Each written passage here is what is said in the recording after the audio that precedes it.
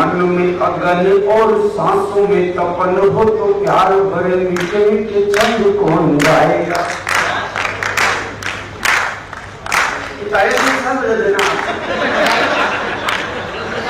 मन में अगन और सांसों में तपन हो तो प्यार भरे मीठे मीठे छंद कौन गाएगा। पलकों में आंसुओं का खार हो तो अजर रूप मधुमक रंग कैसे आएगा। कि आपके दरबार में विचार लेके आया हूं मैं, बिन सुने नकार न पसंद कैसे आएगा। श्रोताओं की आहवा है दाता ही ना मिले तो कुछ भी सुनाने में आनंद कैसे आएगा। प्रणाम करता हूँ, गुरुकुल समिति का आभार व्यक्त करता हूँ कि उन्होंने हम कई कवियों को जयपुर में एकत्रित करने का संकल्प किया और मैं उससे भी ज्यादा अग्रवाल शिक्षा सेवा समिति का आभार व्यक्त करता हूँ। गुरुकुल में हम जयपुर में तो आ गए और ये आलीशान व्यवस्था हमारे नसीब में, अगर आप नहीं होते तो नहीं होते। होटल के कमरों में खाना खाकर हम कविता को चर्चा जरूर कर रहे होते, कविता नहीं कर रहे हो। इसी महत्वपूर्ण तिथि में एक कवि को अपने विचार अभिव्यक्त करने का जो मंच आप लोगों ने जुटाया, मैं पुनः अग्रवाल शिक्षा समिति और पूरे अग्रवाल समाज का आभार व्यक्त करता हूँ। आदरणीय राष्ट्रीय कवि संगम के अध्यक्ष संरक्षक जो कुछ कह दो, आदरणीय मित्तल साहब का मैं आभार व्यक्त करता हूँ। आइए एक लाइन यूं ही न जाए, आपका समय जाया ना हो। महनीय मंच का आदेश है कि समय बहुत कम है, पर ईमानदारी से बताओ इतना भी कम नहीं है यार कि उनमें प्रणाम करके बैठ जाऊं। मैं कोशिश करूंगा कि टेस्ट मैच का खिलाड़ी 2020 के अंदाज में खेलूं और वनडे तो खेलूं। बहुत अच्छी आप लोगों की उपस्थिति है, मुझे बहुत अच्छा इसलिए लग रहा है कि अधिकांश आयोजनों में श्रोतागण एक वर्ग के होते हैं, तो हमें थोड़ा सेलेक्टिव होना पड़ता है कि इस वर्ग के लिए अपने पास ही क्या क्या लिखे हो। मुझे बहुत अच्छा लग रहा है, हमारे आदरणीय बुजुर्ग है, हमारी बहनें हैं, नौजवान दोस्त है, मेरी बेटियां हैं और युवक भी। इसलिए मैं अलग अलग विषय के एक एक मुद्दा कुल मिला के बहुत कम समय में, यानी कि ज्यादा से ज्यादा 13 मिनट में 3 प्रकार की बातें कर दूं तो बस ठीक है ना, बजाओ ताली। कोरोना महामारी हमें हंसना भुला गई। मैं ईश्वर से साष्टांग प्रणाम करते हुए निवेदन करता हूं, हर 10-12 साल में एक बार कोरोना आना चाहिए। इसी आदमी घर में बैठकर माता पिता के साथ खाना खाना सीख जाता है। उसके बाद भाई ने भाई के साथ खाना खाया होगा और मैंने भी 56-57 साल की उम्र में 28-30 सालों की इस तरह की यात्राओं में कोई दिनों तक लगातार अपनी ही पत्नी को दिखा। अब कभी हूँ मालूम तो बातें तो करनी पड़ती है, आगे वो भी मेरी पत्नी। उसने बहुत सहजता में मुझसे पूछा, क्यों जी आप कवि हो, आप लोगों को हंसाते हैं, प्राणनाथ बात बहुत गंदी है, नहीं करनी चाहिए, पर शास्त्र सत्य है कि 100 वर्ष तो पूरा होना ही है, आप स्वर्ग में जाओगे। हे पतिदेव बताइए स्वर्ग में आपको क्या मिलेगा? मेरा मुझे अप्सरा, मुझे स्वर्ग में अप्सरा मिलेगी।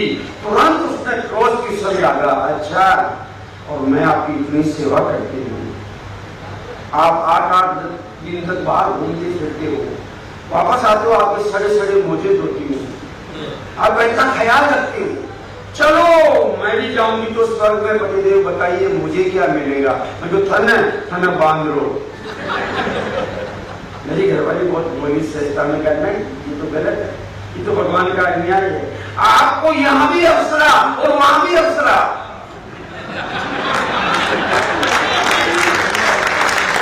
मैंने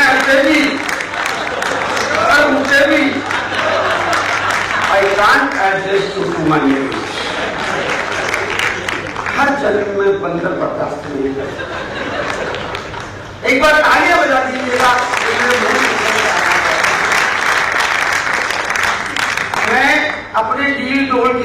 से राजस्थानी होने की वजह से मूछे रखता था। आप दोस्तों मूछे भी ऐसी के लोग देखते तो चक्कर में पड़ जाए कि ये मूछ है पूछ है। लोग देखते चक्कर में पड़ जाते हो कि यार वाह इतनी बड़ी बड़ी मूछ है। सबको अच्छी लगती, मेरी घरवाले को नहीं लगती। एक दिन मैं बाहर से आया, घरवाले ने कई बार कहा इसको कटाओ, मैं नहीं कटाऊं, ये हमारा आइडेंटिटी कार्ड होता है, इससे लगता है कि मर्द आ रहा है। एक दिन में आया लुगाई का कटाओ कटाओ, मैंने कई बार उसकी बात अनसुनी कर दी। एक दिन आया तो लुगाई छाती माथे फूट रही, 2-3 भाभी जी इधर 2-3 काके जी उधर। मैंने पूछा भाभी जी क्या हुआ? भाभी बोली बादल जी लाडी के शरीर में बेरू जी आ गए और बेरू जी बताओ मुझे काटो और लाडी की चोटी भी बांधो। इकलौती लुगाई कौन माने थे साहब, मैंने मुझे काटी और दे दी। भगवान जाने तो चोटी की बांधी नहीं बांधी वो ठीक हो। सुबह 4 बजे उठी और घट्टी पीसते हुए उसने गीत शुरू किया और मन कैसी जाल रचाई मारा पिया जी की मुझे कटाई। जाल माने चीटिंग और चीटिंग विथ माटी। It is not a political. भगवान की कृपा से 2 किलोमीटर दूर मेरा ससुराल उसी समय उठा। चुपचाप जाके सुबह 4 बजे ससुर जी की सांकल खटकाई। ससुर बोला रहे जवाई जी क्या हुआ? मैं बोली जी था कि बेटी का शरीर में बेरू जी आ गया। बेरू जी बताओ क्या बेटी ने जीवती चाहो तो चकलोटी हो जाओ।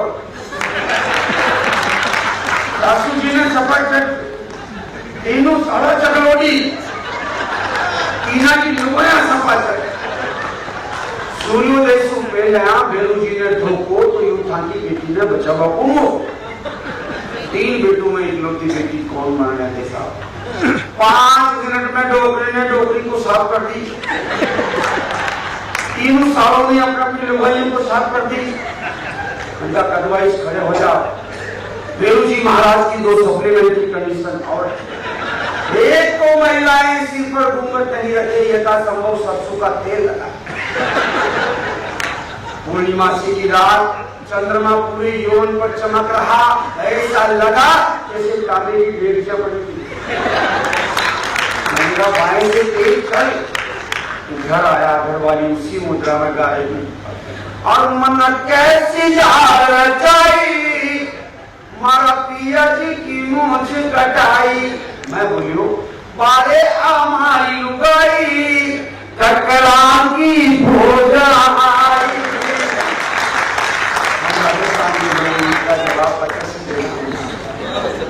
आइएगा, आज का दिन बहुत महत्वपूर्ण है। हमारे रणबांकुर ने प्राणों की बाजी लगाई और हमने कारगिल युद्ध जीता।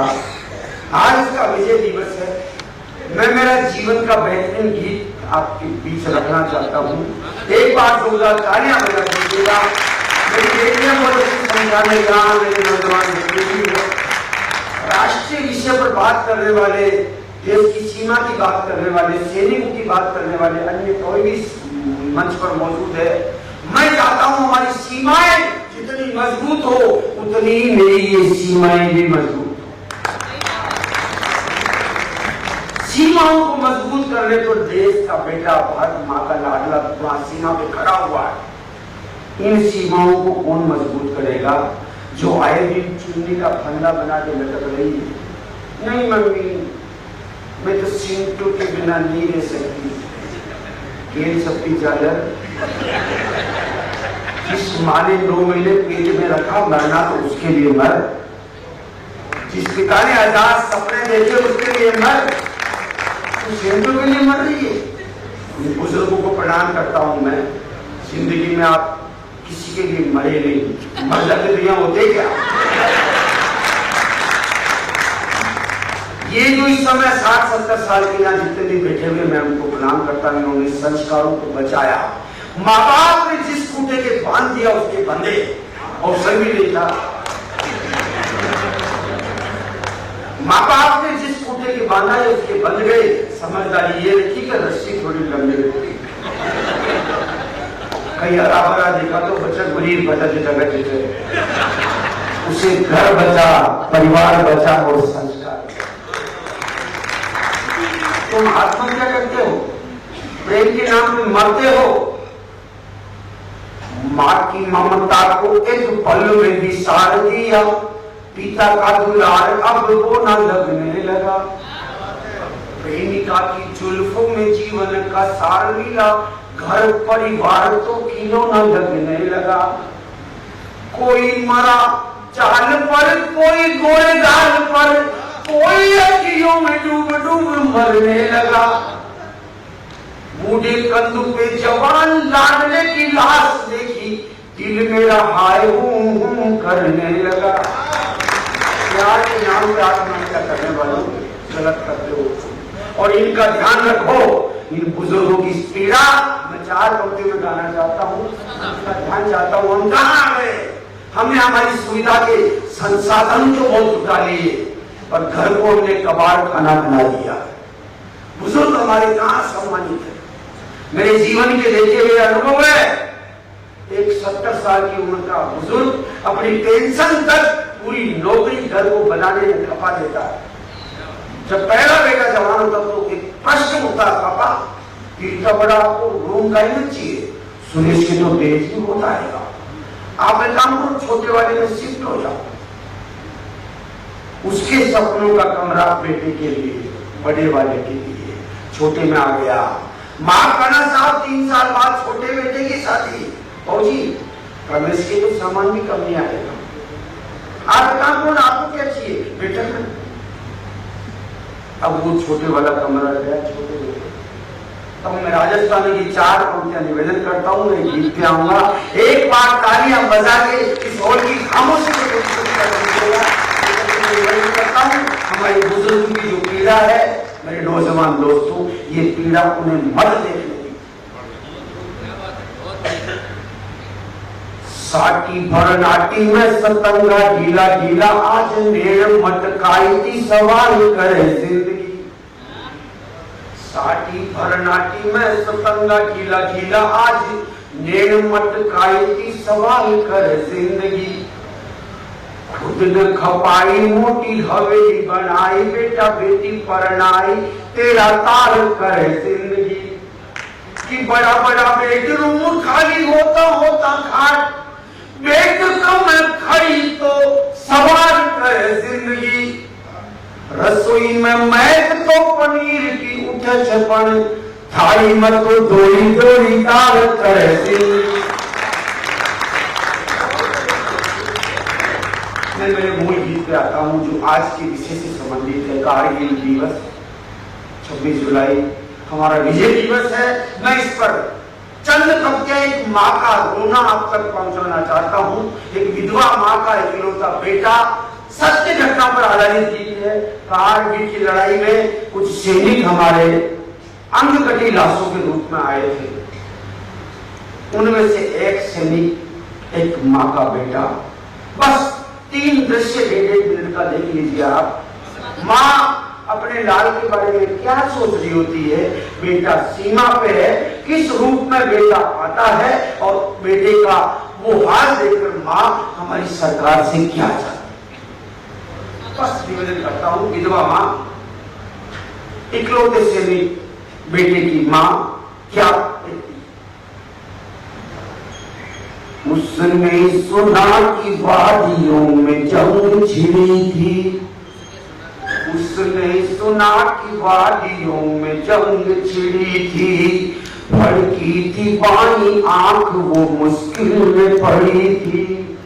वो रोज रोज तकते डाकी एक रास्ता, सीमा पे था उस जननी के जीने का वास्ता। छोटा था उसका दर मगर उम्मीद बड़ी थी। चिट्ठी के इंतजार में वो दर पे खड़ी थी। इतने में गाड़ियों का काफिला सा आ गया।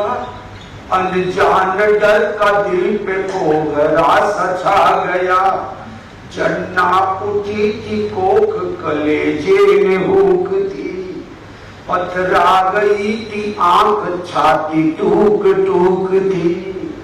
सिहर उठी दसों दिशाएं कैसी गड़ी थी। गाड़ी में उसके लाडले की लाश पड़ी थी, गाड़ी में उसके लाडले की लाश पड़ी थी। काम आया रण में दूध, वो खामोश खड़ी थी। वंदन करो उस माँ को जो हर माँ से बड़ी थी, वंदन करो उस माँ को जो। कैसे बयां करूं मैं उस जननी के हाल को, बिन आंख नाक कान के जब देखा लाल को। ऐसा न तिरंगे का जिसने देह छिपाई, वो जलती बीड़ियों के दाग देख न पाई। वो हिंद का बेटा था, बस यही कसूर था। नाखून भी उखाड़े थे, अंगुलियों पे खून था। ऐसा नहीं था अंग जिस पे घाव नहीं थे, घुटनों से नीचे डाल लेके पाँव नहीं थे। हद तोड़ी हरामों ने ये कैसी थी लड़ाई, कुत्तों ने अपने मुल्क की औकात बताई। मानवता डूब मरने को दरिया में चली थी, वंदन करो उस माँ को जो हर माँ से बड़ी थी। एक पत्रकार महोदय उस हाल में उस माँ से पूछते हैं, पूछा खबर नबीस ने क्या सोच रही हो, पछता रही हो या कि खुद को कोस रही हो। हाथ मुझसे अपने बाल क्यों ना नोच रही हो, पल्लू से अपनी आंख क्यों ना पहुंच रही हो। दुर्गा की वो अवतार माँ काली सी खड़ी थी, वंदन करो उस माँ को जो हर माँ से बड़ी। आखिरी मैं निवेदन करता हूँ, उन वीर शहीदों को मेरी तरफ से शब्द श्रद्धांजलि देता हूँ। वो माँ बोलती है और वो क्या कहती, झुकी झुकी पलक से आरती उतारती, बोली वो जननी लाल की वर्दी निहारती। जन्मा था जब तू लाल कितनी पीर सही थी, अब मिल गया सुकून वो गर्दी तो नहीं थी। भेजा था मैंने रण में कोख से संभाल के, फिर आंसू क्यों बहाऊं कलेजे की लाश पे। भगवान ने गरीब पे अन्याय किया था, आंगन में मेरे एक बस ये एक दिया था। जननी के इन वचनों में तो ललकार तेज थी, सो होते अगर लाल सबको रण में